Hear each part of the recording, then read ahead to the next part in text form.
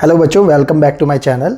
हम quadratic equations के JEE advance level के क्वेश्चंस कर रहे थे। उसी सीक्वेंस के अंदर हम नेक्स्ट क्वेश्चन देखते हैं जेई एडवांस 2007 का।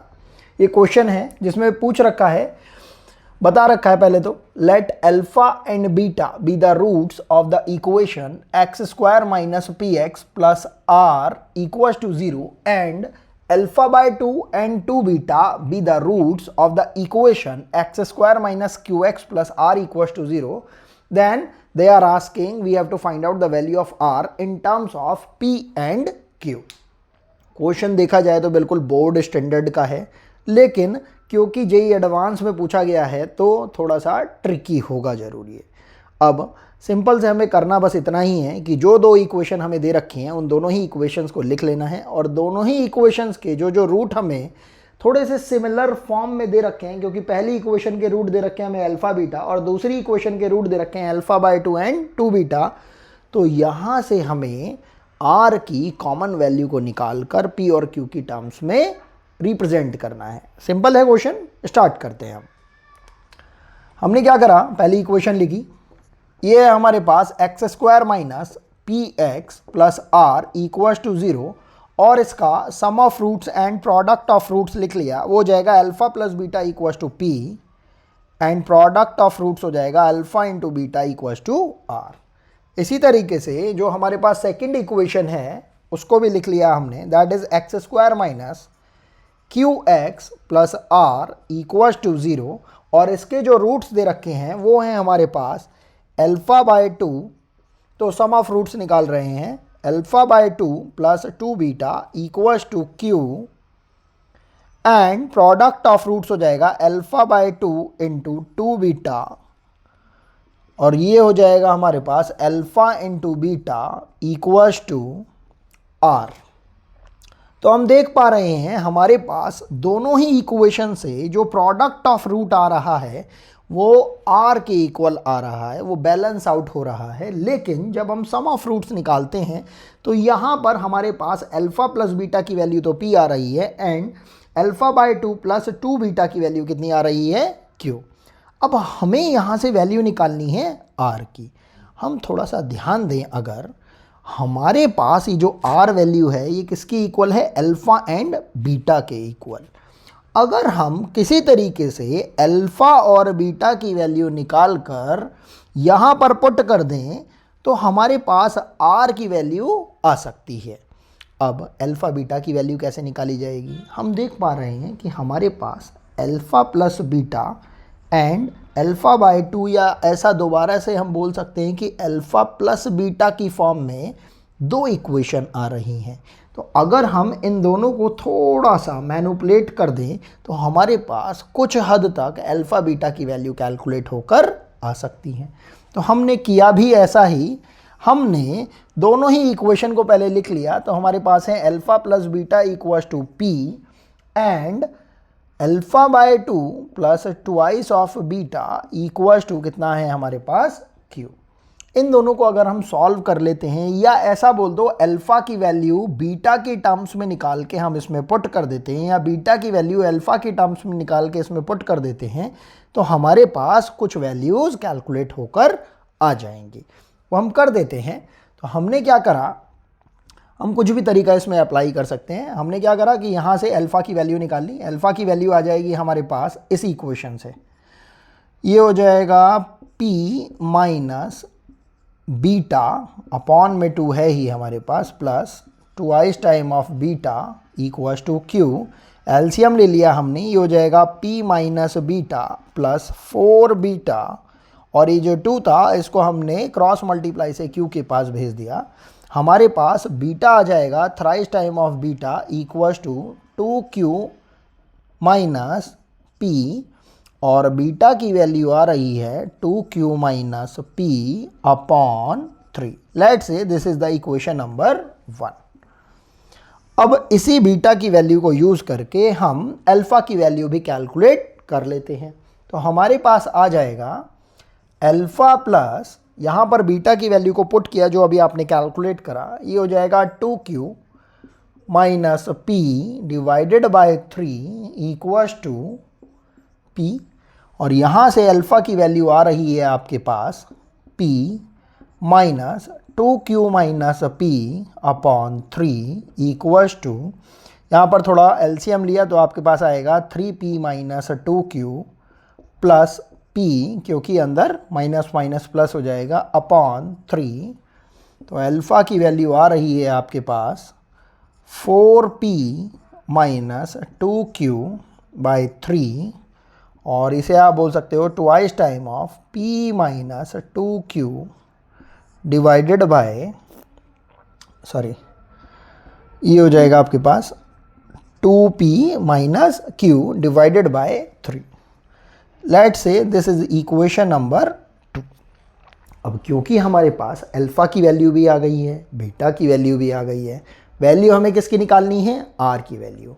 तो हम देख पा रहे हैं r जो हमें गिवन कर रखा है दोनों ही कंडीशन में, वो कितना है, अल्फ़ा इंटू बीटा। तो बस सिंपल से हमने अल्फ़ा की वैल्यू रख दी और बीटा की वैल्यू रख दी इसमें, तो हमारे पास आ रहा है 2p minus Q divided by 3 into beta की वैल्यू थी 2q minus p divided by 3। तो हमारे पास फाइनल वैल्यू आ रही है 2 अपॉन 3 इंटू 3 कितना हो जाएगा, 9, और ये हो जाएगा हमारे पास 2p minus Q into 2q minus p, और यही हमारी r की रिक्वायर्ड वैल्यू हो जाएगी। आप देखेंगे कि जेई एडवांस में पुराने टाइम पर मोस्ट ऑफ द टाइम इन्होंने क्वाड्रेटिक इक्वेशन में जो क्वेश्चन पूछ रखे हैं वो लगभग स्ट्रेट फॉरवर्ड हैं। कुछ इक्के दुक्के क्वेश्चन ही ऐसे हैं जिसके अंदर आपको कॉन्सेप्चुअली बहुत इन डेप्थ लेवल पर सोचना पड़ा होगा। बाकी जितने भी अभी हम क्वेश्चंस कर रहे हैं वो थोड़ा सा ही ट्रिकी दे रखे हैं क्वेश्चंस, अदरवाइज़ अगर आपको बेसिक नॉलेज है तो आप उनको बिल्कुल ईजिली सॉल्व कर सकते हैं, चाहे एडवांस लेवल पे हो चाहे मेंस लेवल पे हो। चलिए नेक्स्ट क्वेश्चन की तरफ मूव करते हैं। ये क्वेश्चन है हमारा जेई एडवांस 2006 का। एक स्पेशल क्वेश्चन है जो कि आईआईटी जेई ने भी खुद ओलंपियाड से ले रखा है। ये क्वेश्चन ऐसा क्यों बोल रहा हूँ मैं, ये अभी हम आगे देखते हैं। तो इसमें बोल रखा है इन्होंने, if x square minus 10 times of ax minus 11b equals to 0 have roots c and d, and x square minus 10cx minus 11d equals to 0 have roots a and b, then we have to find the value of a plus b plus c plus d। हम देखते हैं generally IIT जो भी question पूछता है उसमें कुछ logical sense होती है, और हम देखते हैं कि जो ओलंपियाड के क्वेश्चंस रहते हैं खासकर इंटरनेशनल लेवल पर और नेशनल लेवल पर, उनमें थोड़ा लॉजिकल सेंस कम रहता है। क्यों? क्योंकि उसके अंदर बहुत ही बेसिर पैर की बातें निकल कर आती हैं और क्वेश्चन को बहुत ही बेसिर पैर तरीके से सॉल्व किया जाता है। आखिर जब हम इस क्वेश्चन को सॉल्व करते हैं तो लॉजिकल सेंस की कमी हमें कुछ ज़्यादा ही इसमें दिखाई देती है। इस क्वेश्चन के अंदर जो भी आपको डेटा दे रखा है उस डेटा के हिसाब से आप देख पा रहे होंगे कि हमारे पास दो इक्वेशन हैं जिसके अंदर इन्होंने कांस्टेंट टर्म्स 4 दे रखी हैं, A B C and D, और उसके लिए जो हमारे पास इक्वेशन भी आएंगी वो भी हमारे पास उतनी नहीं, उस सेंस में नहीं होंगी जिस सेंस के अंदर हमें इस क्वेश्चन को कैलकुलेट करना होगा।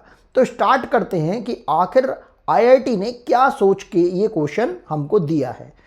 पहली इक्वेशन से स्टार्ट करते हैं। पहली इक्वेशन है हमारे पास X square minus 10 times of A X minus 11b equals to 0, जिसके रूट्स हमें बता रखे हैं c एंड d।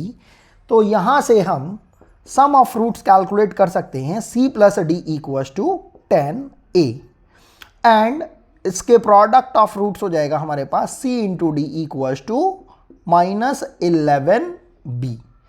एंड इसी तरीके से जो सेकेंड इक्वेशन हमको दे रखी है that is X square minus 10 times of C X minus 11d equals to 0, और इसके रूट्स आपको दे रखे हैं a एंड b।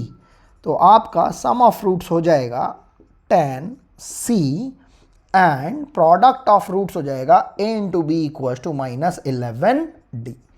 अब आपको जो कैलकुलेट करने के लिए बोल रखा है that is a plus B plus C plus D.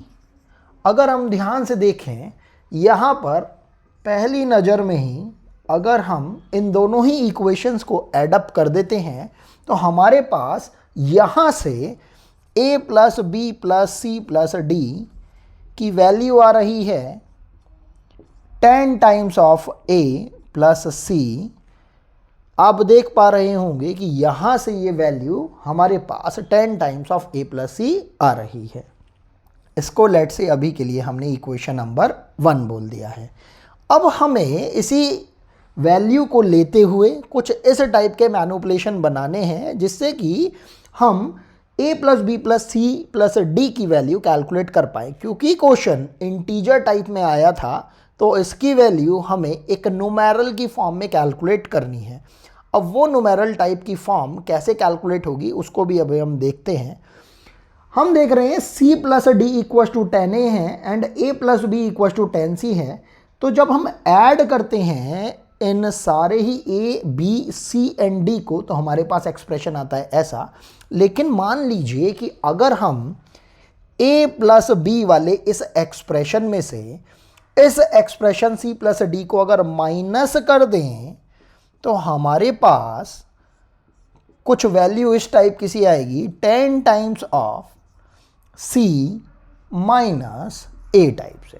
अब आप ऐसा भी कर सकते हैं कि इस एक्सप्रेशन को थोड़ा सा रीअरेंज कर दें तो आपके पास हो जाएगा a minus C plus B minus D equals to 10 times of c minus a।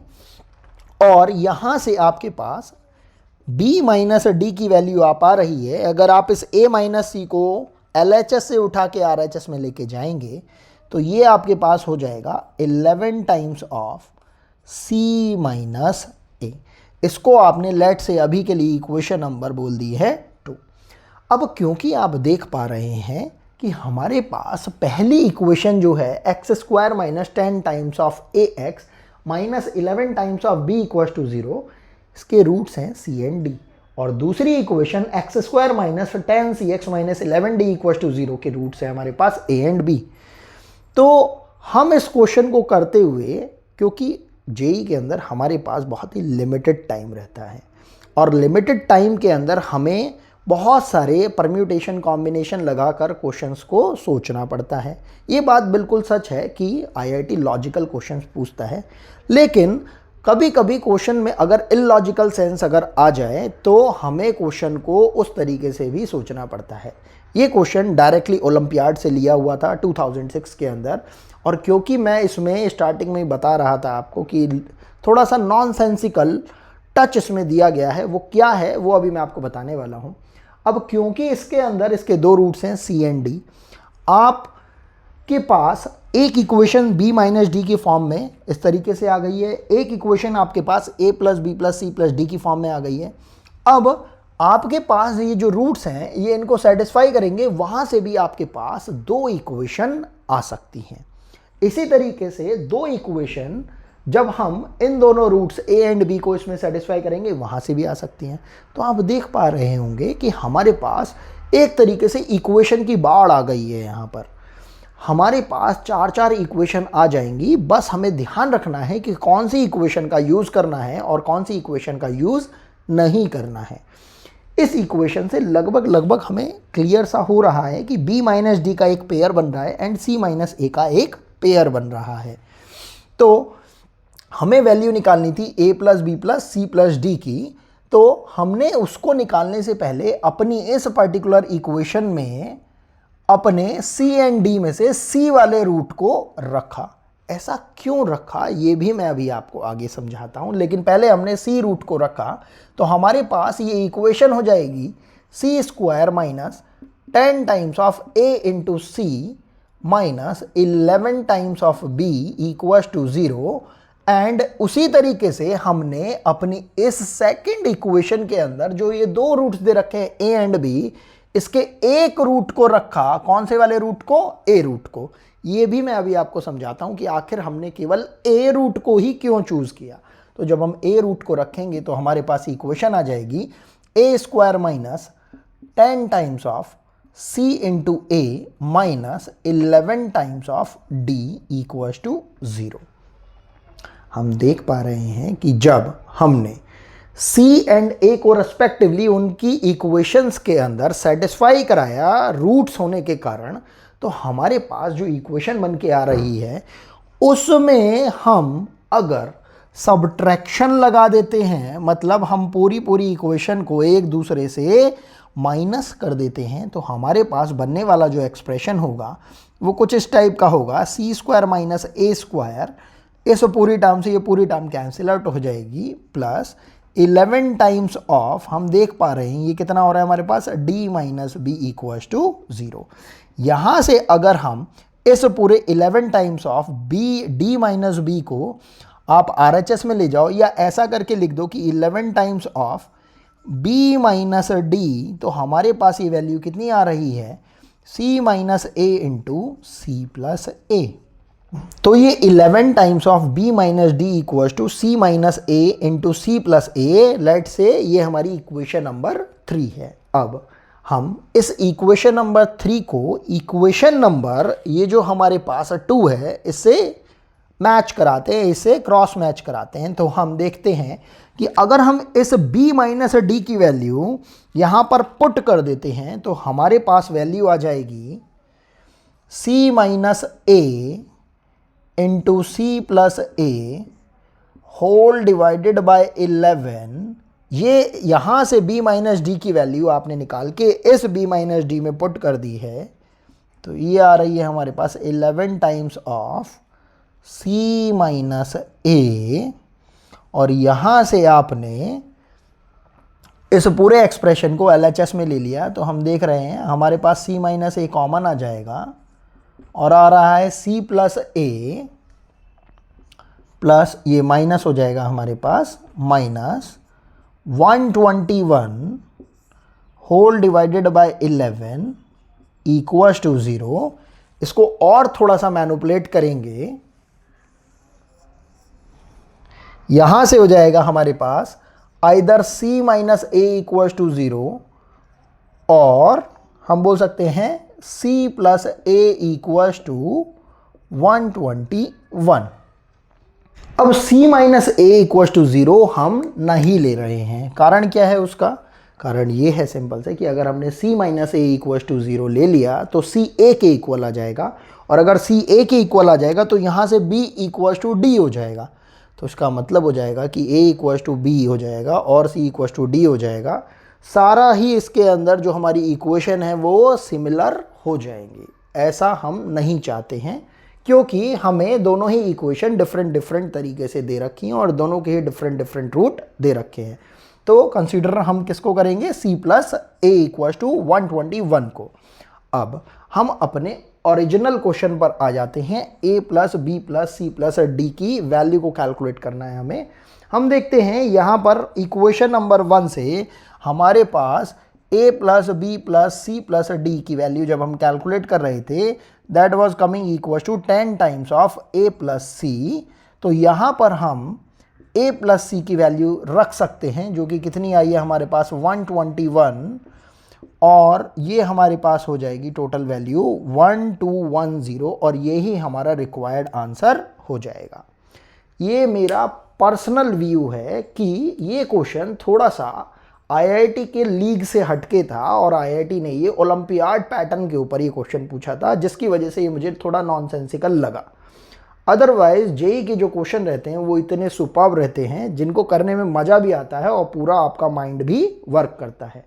I hope आपको ये क्वेश्चन समझ में आया होगा। हमारी ये जर्नी इसी तरीके से चलती रहेगी। Thanks for watching.